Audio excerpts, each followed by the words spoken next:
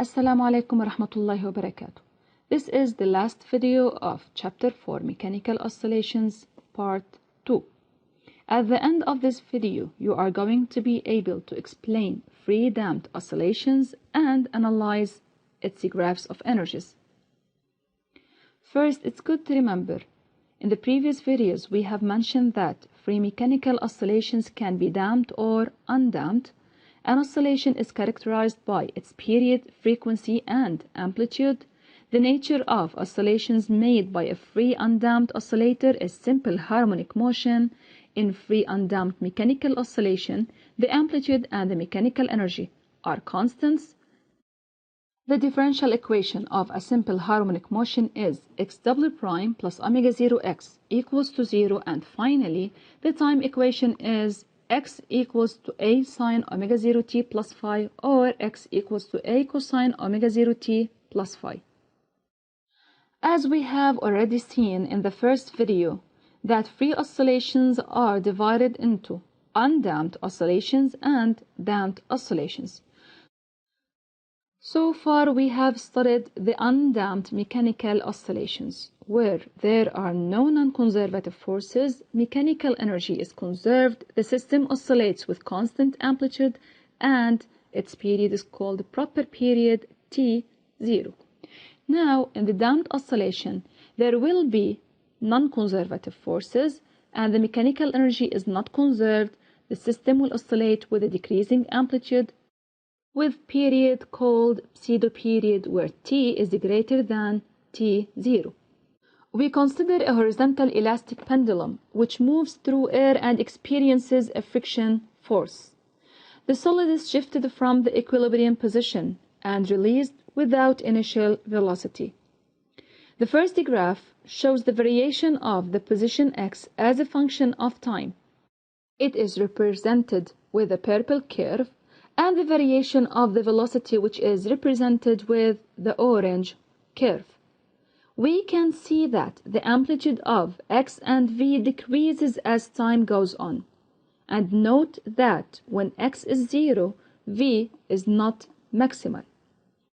While the second curve shows the variation of energies, the mechanical, the kinetic, and the potential energy as a function of time. Starting from 0, v was 0, then the red curve, which starts from the origin, corresponds to the kinetic energy. x0 was maximum, so the green curve that starts from a maximum corresponds to the elastic potential energy. There is an exchange between these two energies. That is, if the elastic potential energy decreases, the kinetic energy increases. But it is noted that these energies do not reach the same maximum. Then the amplitudes of these energies decrease as a function of time, and so is the mechanical energy, which is the sum of both and represented with a blue curve, decreases as a function of time due to the friction, where the work done by this friction is not zero anymore. What is this friction and its power? The expression of a friction at time t during the oscillation is given by F vector equals to minus h v vector, and it will be given to you in the exercise, where h is the damping coefficient and v vector is the velocity of the center of mass of the object at any instant. The power of this friction force is given by F vector dot v vector. So, replacing f by minus h v vector, we will have the expression minus h v squared. The question is, why are we interested in the power of a friction? Actually, the instantaneous power is the derivative of the mechanical energy. Therefore, the derivative of the mechanical energy is minus h v squared. As we have done before, to study the motion of this pendulum, we first look for the expression of the mechanical energy of the system, solid, spring, earth. At any time, it is the kinetic energy, which is half mv squared, plus the gravitational potential energy, plus the elastic potential energy. Now, taking the reference of the gravitational potential energy passing through the center of mass of this solid, then the gravitational potential energy becomes 0. Finally, the expression is half m v squared plus half k x squared. Following the same steps, method 1 to find the differential equation is the mechanical energy. So at any instant, it is half mv squared plus half kx squared. But now there is a non-conservative force, and the mechanical energy is not constant. The derivative is not 0 anymore. We can write it as minus hv squared. Following the same steps of derivative for x squared and v squared, reducing 2 and half, and adding hv squared in both sides of the equation, we can find finally that the differential equation is given by x double prime plus h over m x prime plus k over mx equals to 0, and this is the second order differential equation without a second member which governs the variation of x in the damped oscillations of an elastic pendulum. The second method is Newton's second law. We start with a system, which is the solid.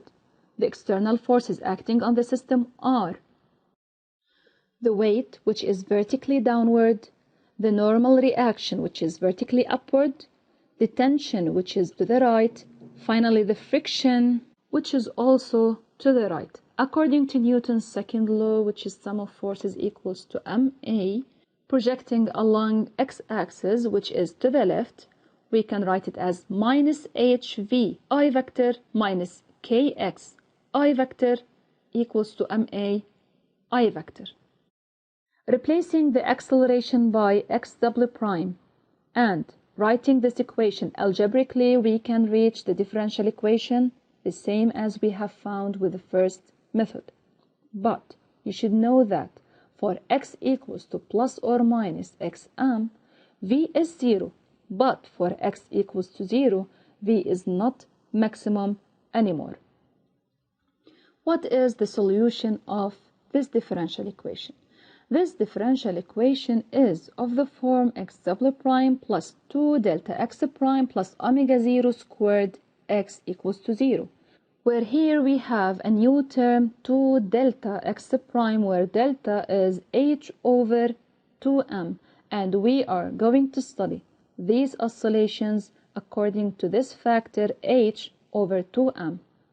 If h over m is less than the radical k over m, which is omega 0, then the solution is x equals to a exponential minus h over 2m times t sine omega t plus phi, where a, omega, phi are constants. A can be positive or negative. The amplitude here is taken as the absolute value of a exponential minus h over 2m t, which decreases exponentially with time. Will the pseudo-pulsation change in this type of oscillation? Yes. Omega here becomes the radical of omega 0 squared minus h over 2m squared, where the pseudo period, which is 2 pi over omega, is greater than the proper period, since omega now is smaller than omega 0, and t increases with the value of the coefficient h. But we have mentioned before now that we have 3 cases of damped oscillations. How can we see these oscillations according to h? If h over 2m is less than radical k over m, then this oscillation is called slightly damped. But if h over 2m is slightly smaller than radical k over m, which is omega 0, then it is called largely damped. But if h over 2m equals to omega 0, then the system does not oscillate, and this is the case of critical damping. In this case, the system returns to its equilibrium position in the fastest possible time without making oscillation. Beyond this value, the system takes a relatively long time to return to its equilibrium position, so this is the case of overdamping. To compare between the damped and the undamped oscillations, we took into our consideration two examples, the elastic and the compound pendulum. Try to observe the difference in differential equation and in the characteristics of this oscillation. As usual, let's end with this application. The abscissa of a block of mass m equals to 125 grams of horizontal elastic pendulum is given by x equals to 0.101 exponential minus 4h times t sine pi t plus phi, where h is the damping coefficient, phi is the phase at the origin of time, and they are both constants. At t0, x0 equals to 0.1 meters, while v0 is 0. V is the algebraic value of the velocity of the block. Now, the first part, using one of the initial conditions, show that the phase at the origin, phi, is 1.42 radians. As usual, pause the video and think of the answer. At t0 equals to 0, x0 was 0.1 meters. Just replace this value in the expression given in the question and try to solve it by calculator, where exponential 0 is 1. We can find that sine phi is 0.99 and finally phi is 1.42 radians. The second part is using one of the initial conditions of motion, determine the value of the damping coefficient h. So we can use the other one, which is v0 equals to 0. And we know that v is the derivative of x. Using u times v prime equals to u prime v plus v prime u from math, and we know that the expression of x is the multiplication of two functions depending on time, the exponential part with the sine part. Remember that the derivative of exponential u equals to u prime exponential u, and the derivative of sine u equals to u prime cosine u. Then replacing v0 equals to 0 at t equals to 0, by calculation we will get h equals to 0.111 kilograms per second. These are the main ideas that are mentioned in this video.